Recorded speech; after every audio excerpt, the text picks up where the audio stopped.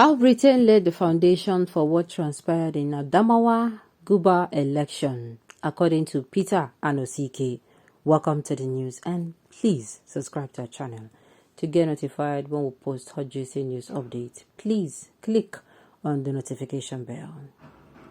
As the drama that ensued during the just concluded governorship election in Adamawa continues to occupy the front burner of public discourse, veteran journalist and political analyst Peter Anosike has come out to explain why he believes that the British should be blamed for the debacle that transpired in the northeastern state a few days ago.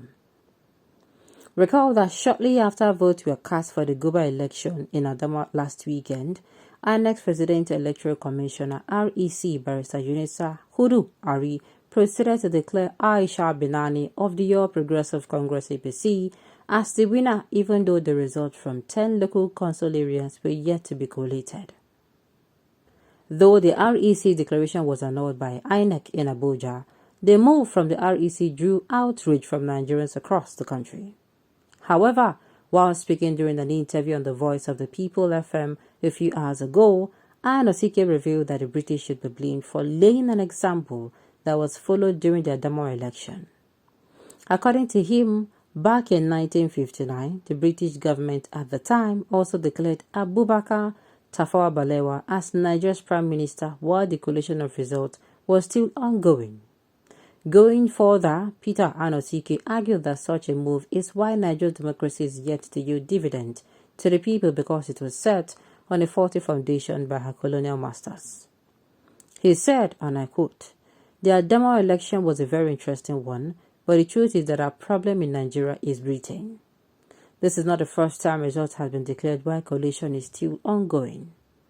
In 1959, the British government declared the result that brought Abubakar Tafawa Balewa as Prime Minister of Nigeria while voting was still going on.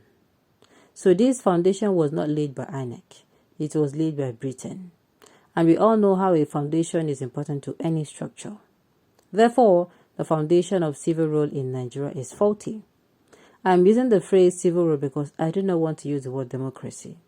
What you are practicing in Nigeria is not a democracy because the word means development, and since 1999, have we experienced democracy?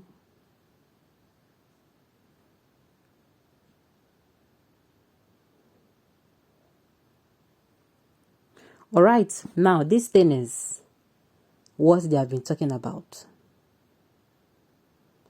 I don't think he should be saying that the British now cause him, because what he said is so the foundation of civil rule in Nigeria was wrongly laid by Britain, and since then our politicians have been building on that wrong foundation. Look, the thing is, it has been done how many years ago, but the most recent one was that this thing happened.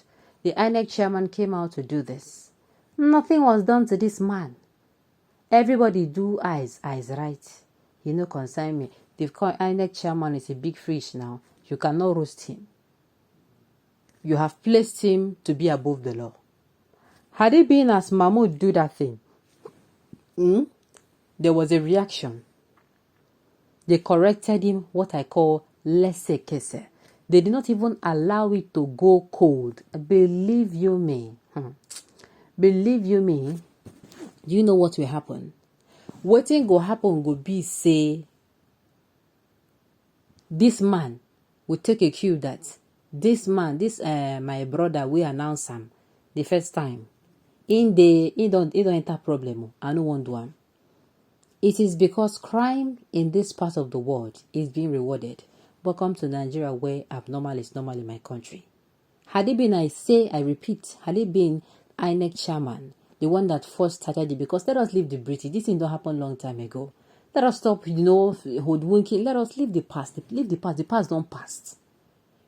So because British did it for us, does that mean we should continue? Did it to us, rather? Does that mean we should continue like that? No. I'm talking about the most recent one, the February 25th election.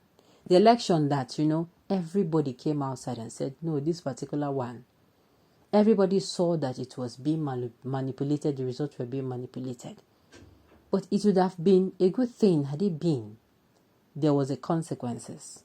There was a consequence or consequences of action for Mahmoud. Because by that consequence of action, the government has place it in people's mind that in case you try this nonsense next time, to look at what is going to happen.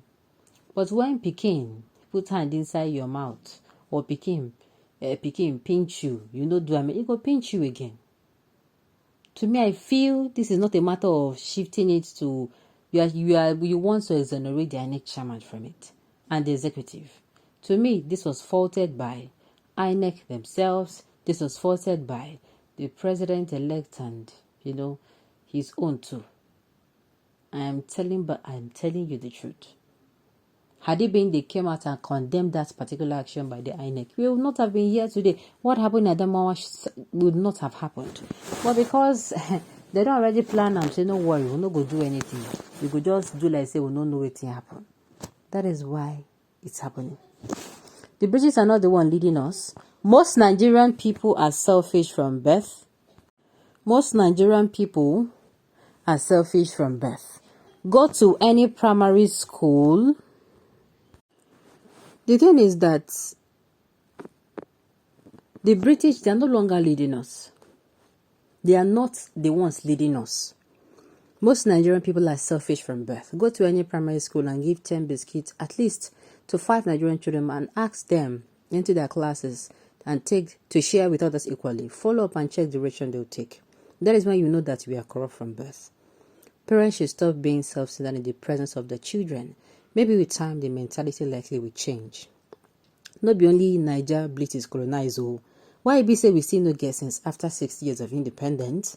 Now we know one change, but nothing concern British. You don't talk as it be. Coming out to say na British. This one, what of the one that happened? Did they punish to show that if you do this thing, be punished? What do you think the laws are for? The laws are for if you won't commit crime. But you can remember, say when you steal, you go get consequences. As in the consequences, you know, go sweet you. It go keep you from stealing. That is why the laws are there. That is why the laws are there. But still yet, for Nigeria here, it is just pen and paper and ink and paper. Nothing more, nothing less. There is no stiff punishment for really any consequences. For all these big men, there is no stiff punishment. And I think that's the problem.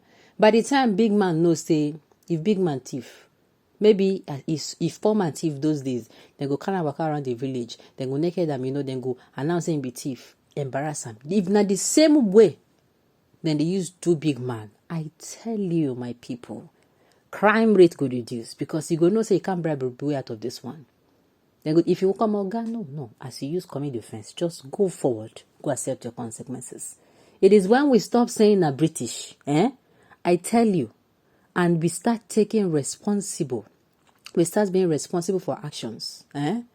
Nigeria will go a long way. But if we still keep saying, na the British, Nigeria will certainly not get better.